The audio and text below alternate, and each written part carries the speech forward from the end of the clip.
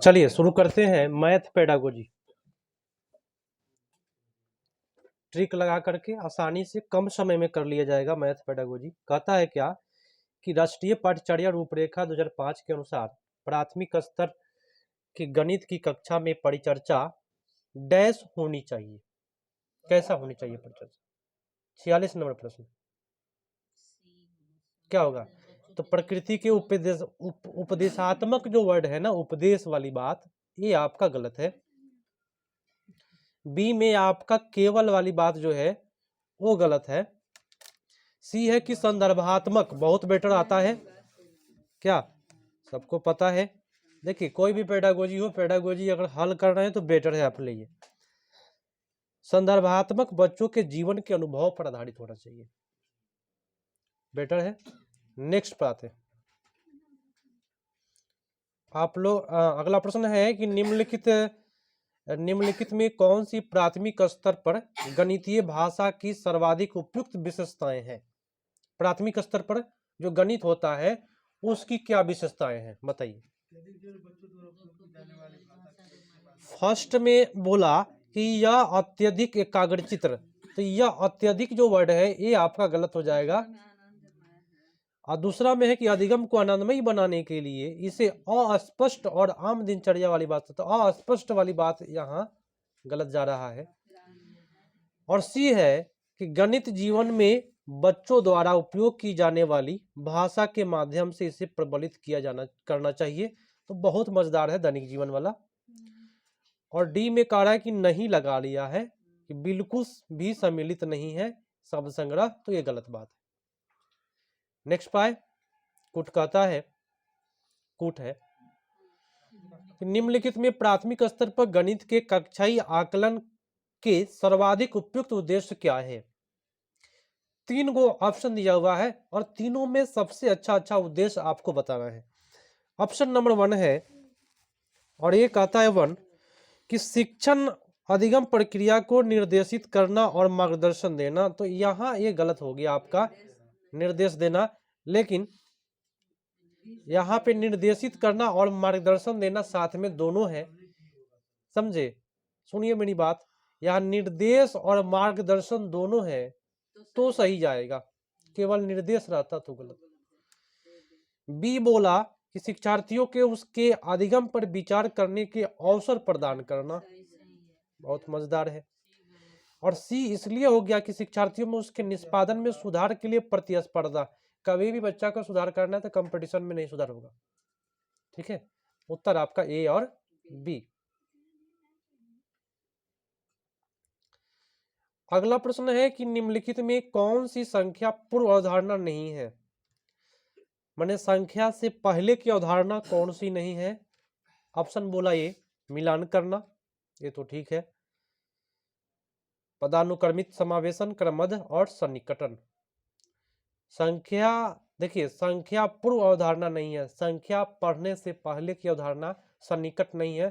संख्या जब पढ़ लीजिएगा उसके बाद ही सन्निकट का पढ़ाई होता है कि इसके निकट में कौन सी संख्या होगी, तो ये बाद में होता है ना, संख्या सीखने के बाद। एक पूर्व अवधारणा नहीं है तो सन्निकट।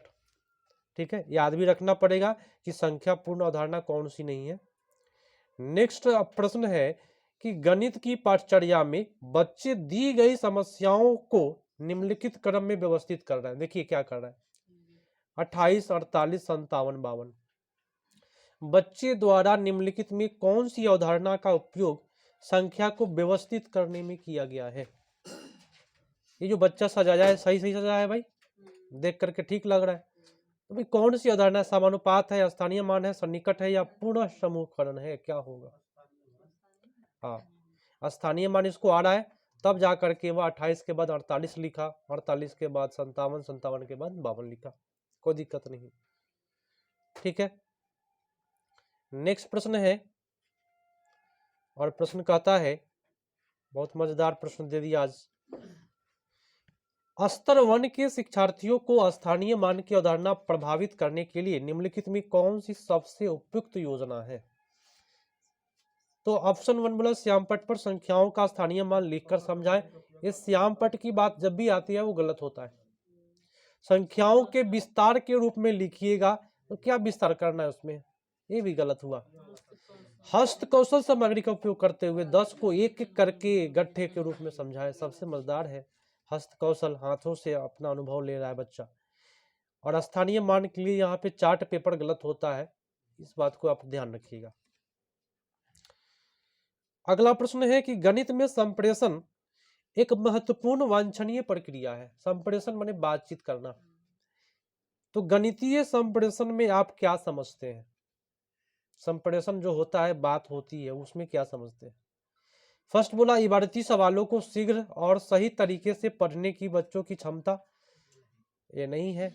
संप्रेषण माने क्या? बातचीत, थोड़ा संप्रेषण होगा तो सोचेगा।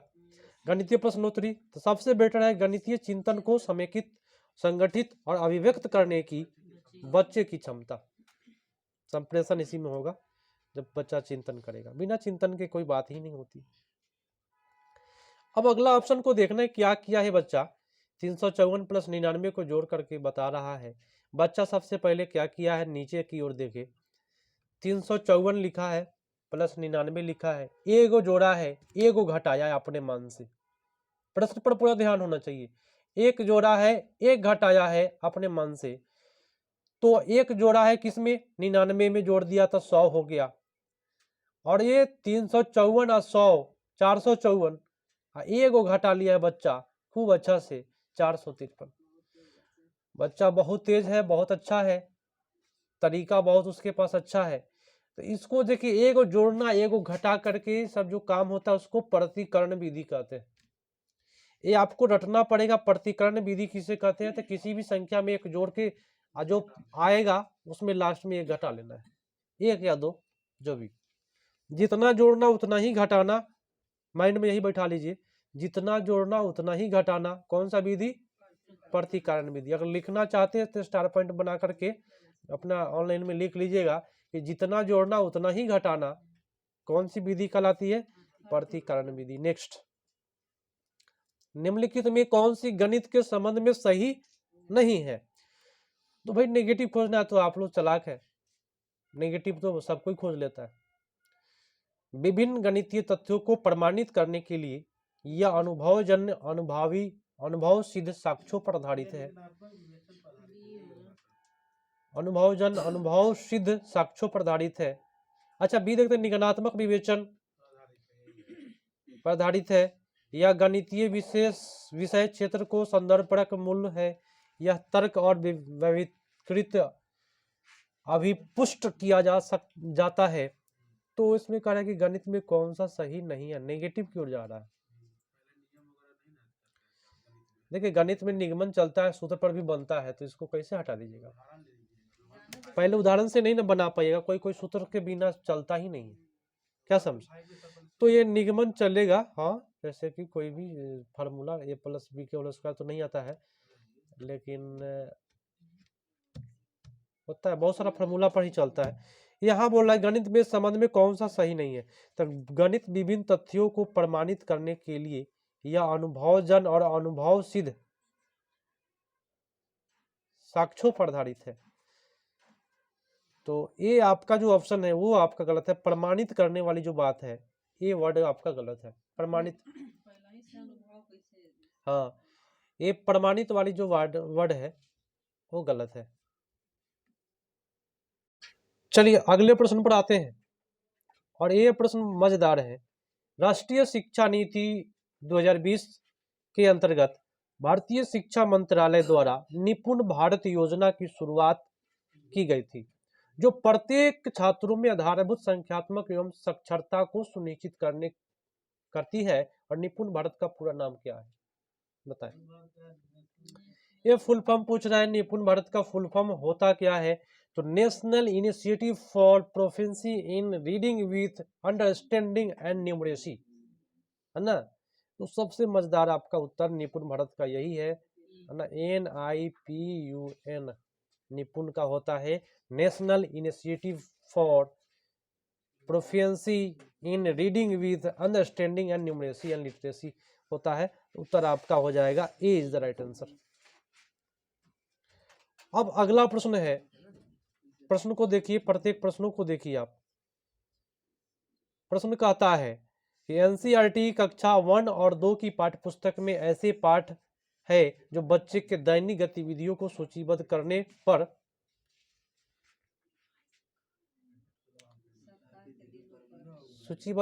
पर सप्ताह के दिनों पर, महीनों के दिनों पर, मौसम के परिवर्तन आदि पर आधारित है।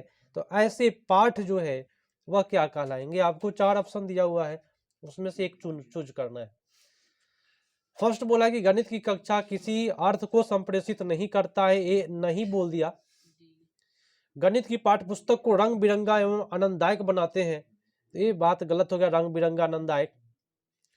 विद्यार्थियों को मापन की मानक इकाइयों को सीखने में सहयोग, यहाँ पे मानक इकाई गलत होता है। विद्यार्थियों को समय की अवधारणा को संदर्भात्मक रूप से सीखने में सहयोग करते हैं। ये संदर्भ वाली जो बात है वो मजेदार बात होती है। उत्तर आपका गया डी पर। ठीक है, अब आ जाइए अगले प्रश्न पर। सब कोई कोशिश करिए कि जवाब दीजिए, पीछे से आवाज नहीं आ रही। निम्नलिखित में कौन से गणित में सृजनात्मक चिंतन के विकास के लिए मुख्य प्रक्रमों का एक भाग है? मतलब जिसमें सृजनात्मक चिंतन करेगा बच्चा। 3 ऑप्शन में कौन सा ऑप्शन होगा जिसमें सृजनात्मक चिंतन करेगा? ये बोला पैटर्न तथा संबंधों को पहचानना, बहुत मजेदार है। पैटर्न जो होता है वह आकृति बनाया जाता है कोई कोई चीज रख करके, है ना, आता है टीएलएम में पढ़ने के लिए। तो पैटर्न रख करके आकृति बनता है। तो भाई इसमें बच्चा जब आकृति बनाएगा तो सृजन होगा, निर्माण होगा, ये तो ठीक है। परिकल्पना बनाना ये भी ठीक है, लेकिन दिए गए सूत्र का उपयोग करते हुए समस्या समाधान करना ये गलत है। सूत्र के हिसाब से सृजनात्मक कभी नहीं हुआ है, इसलिए आपका उत्तर ए और बी होगा।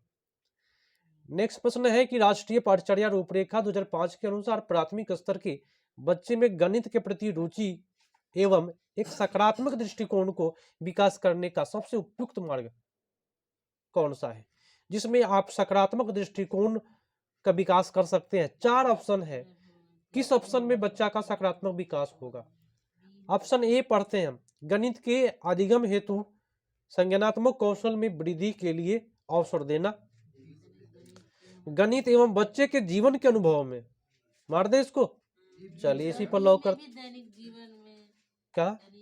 अच्छा, तो दैनिक डी वाला भी देख लेते हैं। दैनिक जीवन में गणित के महत्व को विशेषज्ञों द्वारा, ये विशेषज्ञ के द्वारा गलत बात, और निरंतर आयोजन करना, ठीक है, ये गलत है। ठीक है, सबसे मजेदार आपका उत्तर बी पर गया है। अगले प्रश्न पर आते हैं, देखते चलिएगा आप लोग, अच्छा लग रहा होगा शायद। कोई बोल ही नहीं रहा है, पता ना अभी तक रजाइये में है सब घुसल। प्रश्न है, ठंडा तो ये है, इतना ठंडा में बुला देते हैं, दुश्मनी था पहले से इसीलिए। हाँ, जब किसी बच्चे को 12 गुने 25 हल निकलवाने के लिए कहा गया तब उसे निम्नलिखित में कौन सी विधि अपनाई? देखिए बचवा क्या किया है, 12 गुने 25 को क्या किया है? सबसे पहले 12 को तूड़ फाड़ दिया है, 3 गुने 4 कर दिया है। क्यों तोड़ा है? ताकि 25 चौका 100 कर सके। तो 100 गुने 3 बराबर 300, फटाफट हो गया। 12 गुने 25 तो आपको गुना करना पड़ेगा, बच्चा को करना पड़ेगा, इस तरह से नहीं करना पड़ेगा। तो गणित के एक रचनात्मक शिक्षण के रूप में बच्चे द्वारा प्रयुक्त विधि पर आपकी क्या प्रतिक्रिया? बच्चा तो बहुत चालाक है भाई, तो आपकी कौन सी प्रतिक्रिया होगी इस बच्चे के लिए, बताएं। चलिए 59 का उत्तर आप लोग सी पर जा रहे हैं, हम भी चलते हैं सी पर। बच्चे की सराहना करें, बहुत अच्छी बात है। अन्य विद्यार्थियों को भी प्रश्न हल करने के लिए विभिन्न तरीके ढूंढने के लिए कहें। ये बच्चा ऐसे ढूंढा, हो सकता है दूसरा बच्चा दूसरे तरीका से भाई कर ले, तो मजेदार आपका सी ही है। और अंतिम प्रश्न नहीं, इसके साथ साथ मैं ईवीएस भी कर लूंगा, ताकि एक लॉन्ग वीडियो भी हो जाएगा, आप लोग एक बार साथ में 7 बजे लाइव देख सकते हैं शाम में। निम्नलिखित कथनों में कौन सा कथन वैन हीले के ज्यामितीय चिंतन सिद्धांत के स्तर में न्यून रूप से संभावित विशिष्टता है? तो वैन हीले साहब में सबसे अधिक विशिष्टता क्या बताया है? तो ये आयु पर निर्भर था। वैन हीले साहब जो बताए थे ये आयु पर निर्भर था, स्तर 1 स्तर 0, है ना, ये आयु पर निर्भर करता है। तो याद रखिएगा वैन हीले साहब जो भी नियम दिए हैं आयु पर। नेक्स्ट पर आते हैं, पर्यावरण मजेदार, आप लोग बहुत अच्छा आनंद लीजिएगा। लेकिन भाई सब कोई जवाब दे, अच्छा लगेगा, पीछे से जवाब नहीं आ रहा है। भारत की राजधानी की स्थिति के सापेक्ष लखनऊ लखनऊ और जयपुर की दिशा बताना है। भारत मान लीजिए राजधानी यहाँ पे है, मान लेते हैं हम दिल्ली यहाँ है, यहाँ से लखनऊ की बात करें तो इस कोना में पड़ेगा थोड़ा सा, ठीक है। तो इसको कौन सा कोना करेंगे, उत्तर और पूर्व सा कोना। मान लीजिए दिल्ली है तो दिल्ली से उत्तर प्रदेश किधर हुआ, उत्तर पूर्व में पड़ता है, दिल्ली से उत्तर। मान लीजिए यहाँ दिल्ली है, ठीक है, बीच में। तो आपका जो है दक्षिण पूर्व, सॉरी एक सेकेंड रुकिएगा, भारत की राजधानी के सापेक्ष लखनऊ और जयपुर, जयपुर राजस्थान में है।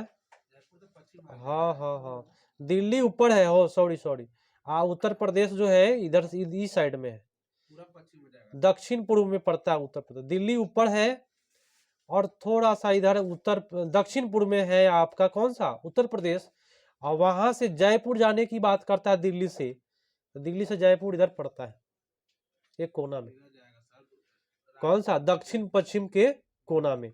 तो उत्तर आपका होगा दक्षिण पूर्व और दक्षिण पश्चिम। थोड़ा सा राज पता होना चाहिए कौन सा राज किधर है ना, थोड़ा सा एनालिसिस करिएगा, पता चलेगा कौन सा राज किधर है, देखे रहिएगा। तो एक अध्यापिका की नियुक्ति महाराष्ट्र के एक विद्यालय में हुई, सुनिएगा ध्यान से। मान लीजिए आप ही का हो जाता है, महाराष्ट्र के एक विद्यालय में चले गए, वह भोजन के विषय में पढ़ा रही है, आप भोजन के बारे में पढ़ा रहे हैं, तथा वह वर्ली वांगी का उदाहरण देती है, जो एक व्यंजन है जो बनता है। वर्ली वांगी कौन चीज से बनता है, तो छोटे छोटे भड़वा बैगन से। अब भड़वा बैगन कैसा होता है, इधर छोटा छोटा गोल गोल, है ना, शायद उसका मतलब कुछ ऑपरेशन करके उसमें डाल के अपना बना के खाता है, ऑपरेशन माने भड़वा बनता है उसका, है ना। प्रश्न है, पक्षियों के पंख विभिन्न रंगों, आकार एवं माप के होते हैं, ठीक है। इनके पंख उन्हें उड़ने में सहायता करते हैं तथा क्या क्या करते हैं, ये आपको बताना है, मजेदार प्रश्न है।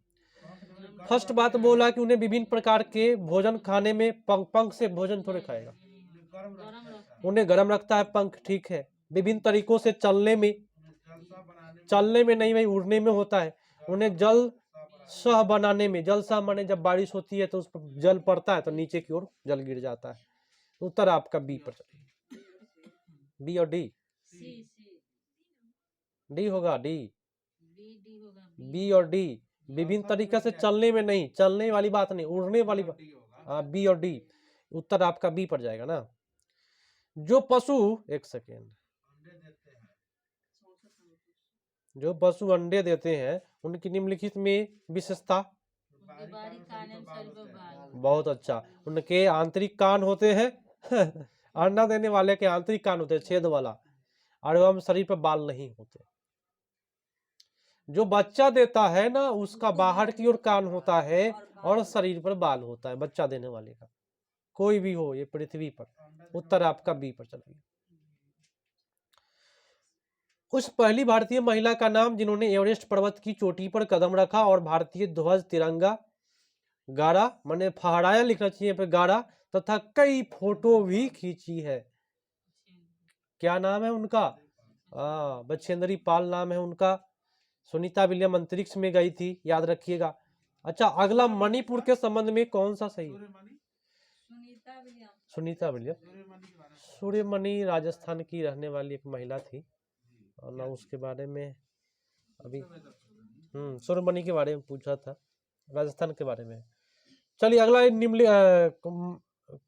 कहाँ गया भाई, हाँ, मणिपुर के में कौन सा सही है ना, मणिपुर का अर्थ होता है जानवरों का देश, क्या यह सही बात बोला, जेवरों लिखा, ओ सॉरी हम जानवर प्रदेश, मणिपुर बोले तो मणि वाला, मणि है तो उसके पास जेवर जवरात होगा, ट्रिक लगा रह जाए। लावनी, तो लावनी तो महाराष्ट्र का है, मणिपुर का लोक नृत्य है, नहीं, मणिपुर का चिराव है ना, हाँ मिजोरम का चिराव है, लावनी नहीं है, लावनी नहीं है मणिपुर का, लावनी महाराष्ट्र में पड़ता है। लोकटक ताल जाना जाता है फुमदी नामक गोलाकार तैरते हुए दलदलों के लिए। देखिए तैरता हुआ पार्क किसके पास है, जिसके पास पैसा है है ना, हम बताए थे जिसके पास मनी है वही तैरता हुआ पार्क बना सकता है, ट्रिक लगाइए। जिसके पास पैसा, मणिपुर नाम है उसका, मनी, तो उसके पास जेवरात ज्यादा है, तैरता हुआ पार्क ज्यादा है, और मणिपुर बांस उत्पादन में सबसे बड़ा उत्पादक है। ये भी सही है आपका मणिपुर।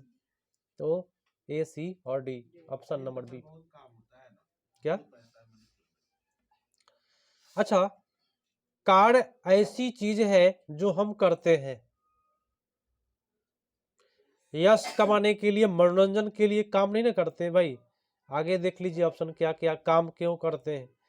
तो अच्छा अच्छा अच्छा, एक सेकेंड, कूट है, चलिए दोनों तो गलत हुआ। अपने को, अन्य लोगों को सहारा और भरण पोषण के लिए, बात सही है, काम तो यही ना करते हैं। अगर दूसरे का भरण पोषण और अपना भरण पोषण नहीं करना रहता, जो जहां मन है वहां सो जाता है, कोई दिक्कत नहीं। ऊर्जा बचाने के लिए नहीं कार्य होता है, काज में तो ऊर्जा खर्च होता है, तो केवल सी। अगला हाथी के बारे में बोल रहा है और आप लोग फटाफट बताइएगा कौन कौन सही जा रहा है हाथी के बारे में। ऑप्शन नंबर आपका ए दिया है कि झुंड में हमेशा 2 या 2 से अधिक नर हाथी होते हैं, सही है, एक एक होता है। उनके झुंड में सारे नर हाथी होते हैं तथा बच्चे मादा हाथियों के साथ रहते हैं, ये भी गलत हुआ भाई, दो दो गलत हो गया। अब आगे चलिए। नर हाथी झुंड के 14 से 15 आयु वर्ष रहते हैं, ठीक है। उनके झुंड में केवल मादा एवं हथनियों के बच्चे होते हैं, ये भी सही जा रहा है, C D, option number C. अब अगला बता दीजिए कि कक्षा 5 की पाठ्यपुस्तक में गोलकुंडा के किले का मानचित्र दिया गया है। इसके दाहिने नीचे की ओर पैमाना छापा है, 1 सेंटीमीटर बराबर 110 मीटर, ये हमेशा देता है सेम। तो नीचे पूछेगा ये 15.2 दिया है ना, इसी को बदलते रहेगा। आपको एग्जाम में क्या करना है, 110 गुने 15.2 बटा 1000, हमेशा ये 15.2 के बदले में कुछ भी रख सकते हैं आप, ठीक है। हाँ चलिए, और आप लोग लाइव जो है ना 7 बजे नहीं आते हैं, पूरा टाइम से सबको ही आ जाइएगा यहाँ, ऑफलाइन वाले लोग, तो जवाब देने में मजा आएगा, ठीक है। हम सूचना भी देते हैं कि 7 बजे सब कोई पहुंचे, सूचना भी दिए कल, और कमेंट करें लाइव चैट में ताकि आपको लगे कि आपका सही जा रहा है या क्या, रिवीजन भी हो जाएगा। रिप्लाई अभी जो क्लास हो गया ना, हाँ ये चीज तो उसमें चलाते हैं। हाँ वही रहता है, तो रिवीजन होगा, एक बार नहीं 3 बार रिवीजन करके जाना है। सोना की सहेली तारा मिजोरम से है, सोना की सहेली उसका नाम है तारा, मिजोरम से है। तारा को हिंदी बोलने में परेशानी होती है क्योंकि मिजोरम में बोली जाने वाली प्रमुख भाषा कौन सा है, मिजो, लुसेई, कुकी, ठीक है। उत्तर आपका 70 का बी पड़ जाएगा, ठीक है। पेट्रोलियम तथा कोयले को अनवीकरणीय ईंधन कहा जाता है क्योंकि ये क्या करते हैं, ये आपको बताना है, क्योंकि बनने में कई साल लग जाते हैं, इसलिए यह अनवीकरणीय ईंधन है, क्योंकि इसको बनने में बहुत साल लगता है और एक बार खत्म कर दीजिएगा तो फिर दोबारा नहीं प्राप्त कर पाइएगा, इसलिए अनवीकरणीय संसाधन है। हाँ डी पर जाएगा। अगला प्रश्न है कि पर्वतारोही अपने साथ ऑक्सीजन सिलेंडर ले जाती है, पीठ पर रखता है ना भाई, क्योंकि उन्हें इसकी जरूरत होती है, क्या चीज के लिए भाई, सांस लेने के लिए, क्योंकि अधिक ऊंचाई पर जैसे ही जाइएगा ऑक्सीजन की मात्रा कम हो जाती है, ठीक है। उत्तर आपका जो जाएगा वह सी पर जाएगा। बहुत मजेदार प्रश्न है। अगला प्रश्न, अरब सागर के तटवर्ती निकटवर्ती राज्य बताना है कौन कौन। हाँ, कर्नाटक, तमिलनाडु और आंध्र प्रदेश अरब सागर के तट पर है। और बंगाल की खाड़ी पूछता है तो मिलता है केरल, केरल, कर्नाटका, महाराष्ट्र। इसमें ऑप्शन गलत लिखा है क्या, ऑप्शन गलत है। अरब सागर के निकट में है केरला, कर्नाटका और महाराष्ट्र, इसमें ऑप्शन में है ही नहीं, ठीक है। और वही रहता बंगाल की खाड़ी, तमिलनाडु, आंध्र प्रदेश, उड़ीसा, बंगाल की खाड़ी वाला, याद रखिएगा ऑप्शन गलत था। अगला प्रश्न है कि राजस्थान की पारंपरिक नृत्य जिसमें घूंघट वाली महिला नृत्यंगनाएं सिर पर 7 से 9 पीतल के घड़े संभाल लेती है ना, माथा पर घड़ा रख करके डांस कर लेती है, तो कौन सा भाई डांस होगा? चलिए, भवाई होता है, उसको भवाई कहते हैं। हाँ, घूंघट डाल लेता है और ऊपर से घड़ा डाल करके डांस करता है। कथक केरल का है, यह राजस्थान की बात हो रही थी, है ना। घूंघट सबसे ज्यादा प्रसिद्ध है राजस्थान में, बहुत बड़ा घूंघट रखने वाला राजस्थान। पगड़ी भी सबसे बड़ा राजस्थान। मधुबनी प्रसिद्ध है किस लिए? बिहार की शॉल है क्या? नहीं, बिहार का लोक चित्रकला है, बिहार का एक स्थान है। तो डी और ई केवल जा रहा है सही, उत्तर आपका डी पड़ गया। बात समझे? चलिए, अगला प्रश्न बोला कि अब पेडागोजी है। शोभित किताब में एक चित्र देखता है, बड़ा मजेदार तरीका से देखना है इस पेडागोजी को, जिसमें लड़कियां को गोटियों खेलते और लड़कों को क्रिकेट खेलते दिखाया गया है। वह अपने अध्यापक से पूछता है कि लड़के लड़कियां अलग अलग क्यों खेल रहे हैं, लड़के गोटियां क्यों नहीं खेल रहे? अध्यापक गोटी ना, लड़कियां भीड़ जाती है स्कूल में, लड़कियां क्रिकेट क्यों नहीं खेल रही है? निम्नलिखित प्रश्न निम्नलिखित में कौन से पर्यावरण अध्ययन के शिक्षण उद्देश्य इस घटना में सम्मिलित है? 76 का बताए कौन सा? तो आपको कुट बताना है। फर्स्ट बात बोला उच्च स्तरीय आलोचनात्मक सोच विकसित करना, बात सही है, क्योंकि लड़का लड़की दोनों के बारे में चर्चा हो रही है ना, तो आलोचना होगा तो दोनों का होगा ना भाई, तो ये सही है।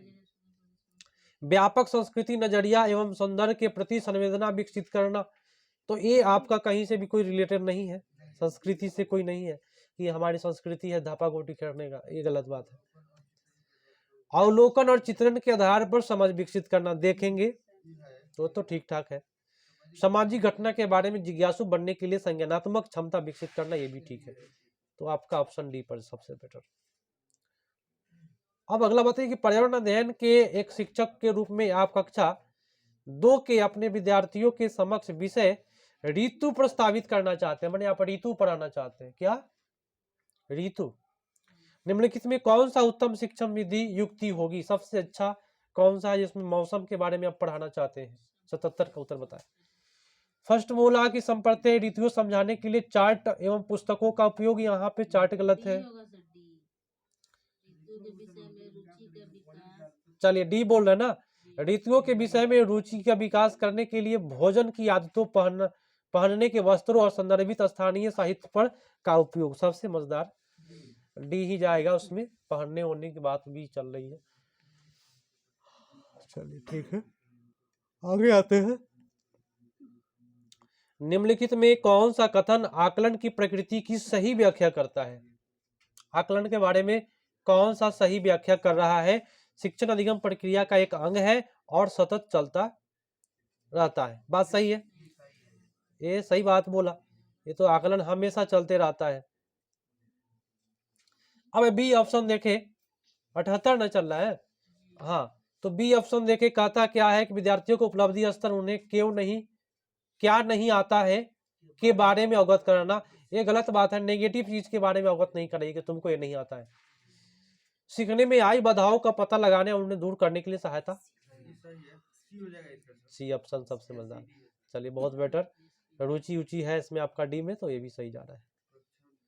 अगला प्रश्न, चलिए आप लोग जल्दी जल्दी जवाब देंगे तो बेटर होगा।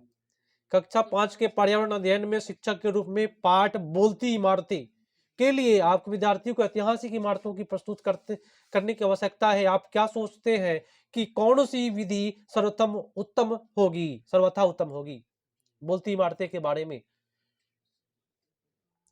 देखिए, बोलती इमारतें, अगर इमारत की बात जैसे ही करेंगे तो भाई इमारत भाई सब जगह नहीं होता है, कोई ना कोई स्थान पर ही होगा, इसलिए स्थानीय ऐतिहासिक इमारतों का भ्रमण तत्पश्चात उन पर चर्चा, पहले आप भ्रमण कराइए और तब चर्चा कराइए, तब अच्छा होगा ना। पहले ही चर्चा कराइएगा उसको समझ में नहीं आएगा कि क्या चीज हो रहा है। अब भाई घुमा दीजिए तब चर्चा कराइए, खूब इंटरेस्ट लेगा बच्चा, कहेगा कि हम घूमे हैं सर, हम देखे हैं सर। चलिए अगला, अध्यापक विद्यार्थियों को एक चिट्ठी का चित्र बनाने को कहते हैं। कुछ विद्यार्थी चिट्ठी पर 4 पैर बनाते हैं, कुछ विद्यार्थी 6 ऐसे होता कितना है आप लोगों को पता है? चींटी के कितने पैर? 6। हाँ हाँ ठीक है, 6 होता है ना। हाँ। जब कुछ 6 और कुछ 8 पैर बनाते हैं तो अध्यापक को क्या करना चाहिए?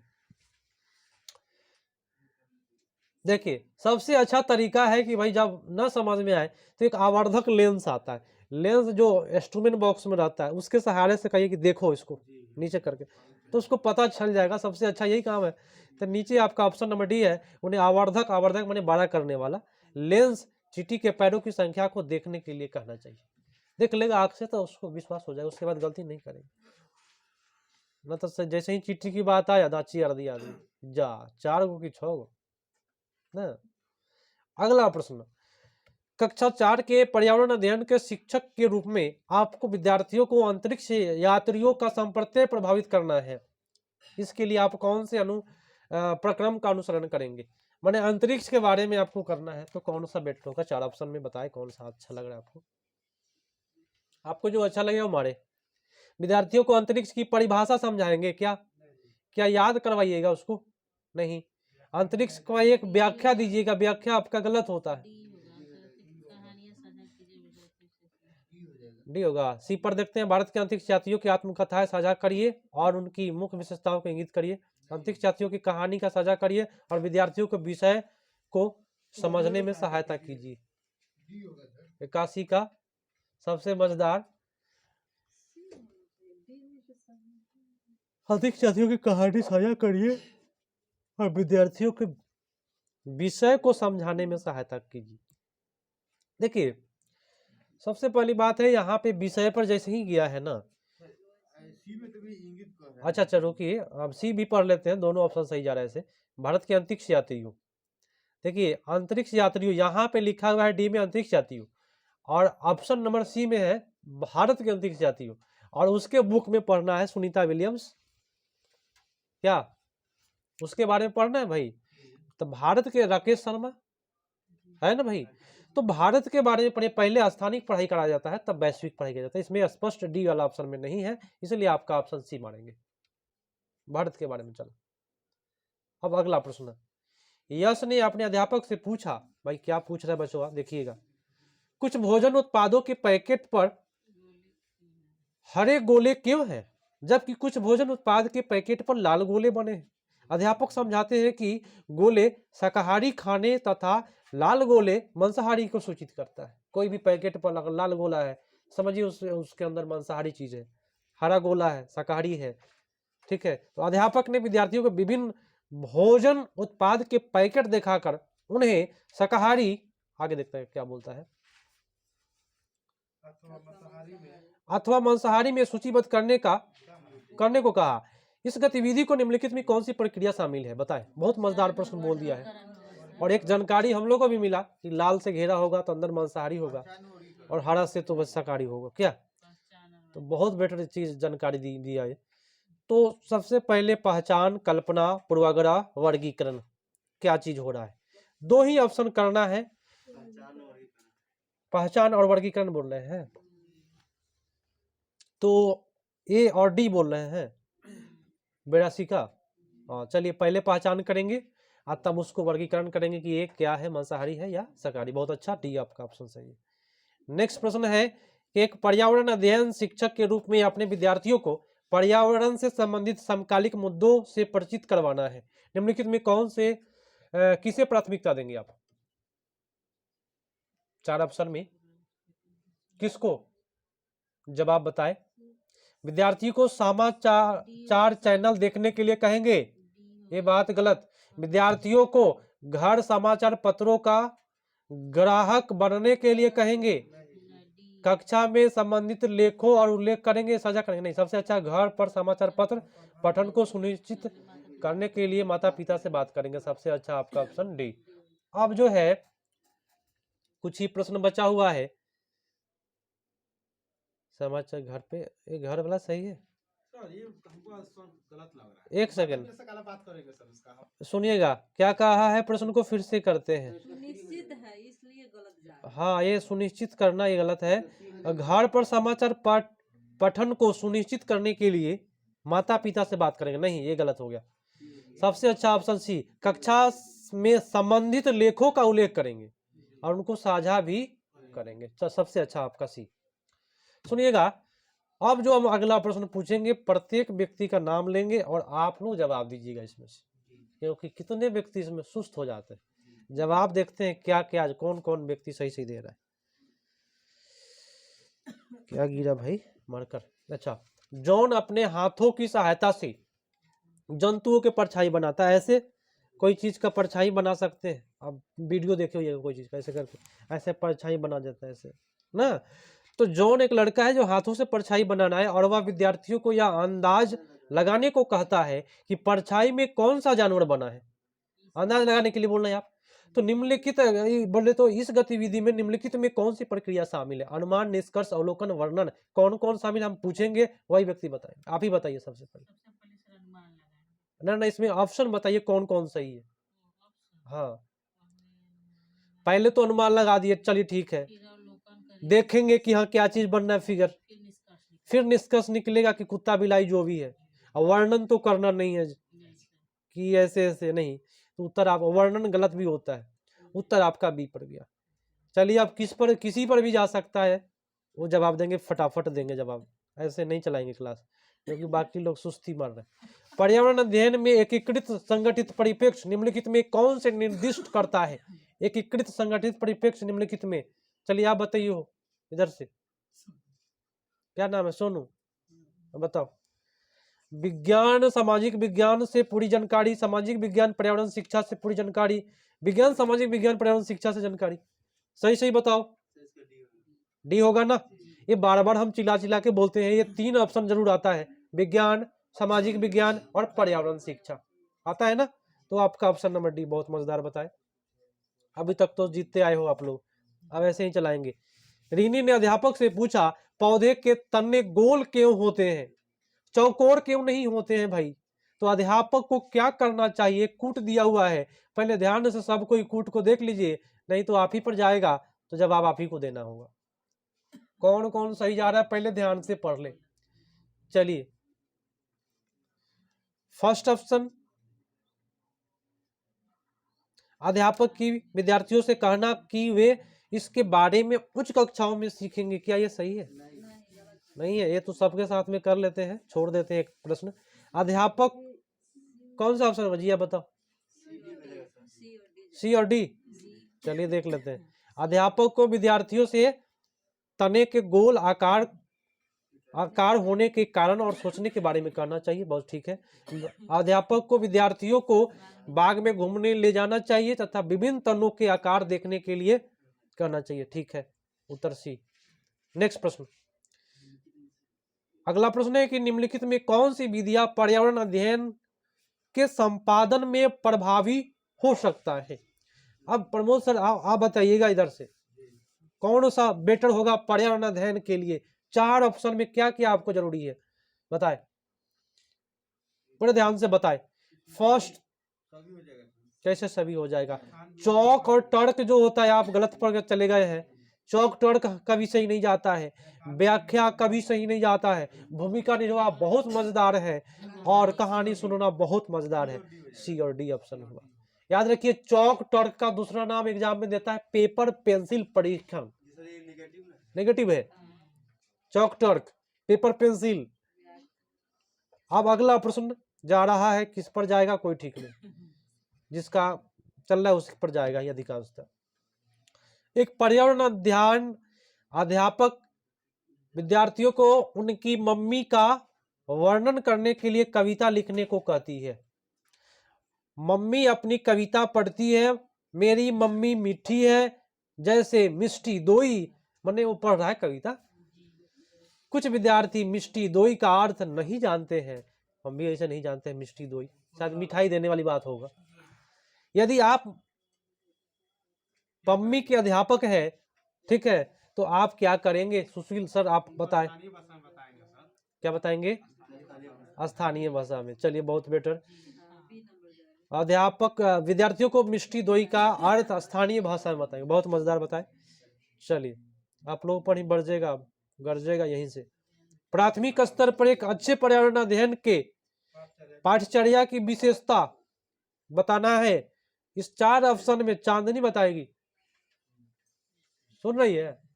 अब बताओ कौन सा ऑप्शन सही जाएगा। प्राथमिक स्तर पर एक अच्छे पर्यावरण अध्ययन के पाठचर्या की विशेषता क्या है?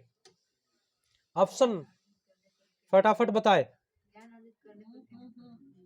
नहीं, विद्यार्थियों को नए उत्पाद आविष्कार गया काम से नए उत्पाद ज्ञान अर्जित करने पर केंद्रित नहीं, विद्यार्थियों को सामाजिक भावात्मक कौशल विकसित करना, ये मारेंगे। सबसे मजेदार वर्ड है यहाँ बैठा हुआ है आंसर आपका। और अंतिम प्रश्न है पर्यावरण अध्ययन में, जिया बताएगी, कोई नहीं बोलेंगे। अध्ययन में समूह चर्चा करना चाहिए, इसके सार्थक ज्ञान का निर्माण होता है। निम्नलिखित में कौन सा कथन इस तथ्य को सर्वोत्तम व्याख्या करता है? समूह चर्चा। सही से देखें प्रश्न को। समूह चर्चा करना चाहिए जिससे सार्थक ज्ञान का निर्माण होगा। चलिए बाकी सभी कोई बताए, कोई भी। अभी तक तो उत्तर हाँ बी को बताए भाई। बी कोई बताया? हाँ बी। तो विचार और अनुभव दूसरे के साथ साझा किए जाते हैं। जब समूह में चर्चा होगा, सबसे पहली बात सुनिए, यहाँ समूह में जब चर्चा हो रहा है तो आप अपना विचार बता रहे हैं, आप अपना अनुभव से उत्तर बता रहे हैं, यहीं पे मतलब आंसर आ जा रहा है। बस समझे ना? तो कोई भी यहाँ बैठा हुआ है वो अपना विचार ही बताएगा। तो आज का ईवीएस खत्म हुआ। टोटल 41 मिनट चला है, जिसमें मैथ, पेडागोजी, ईवीएस दोनों हुआ है, जो रात्रि को 7 बजे आपको शाम में मिल जाएगा। फिर से देखना चाहेंगे तो आप लोग देख सकते हैं, ऑनलाइन लाइव चैट भी कर सकते हैं वहाँ।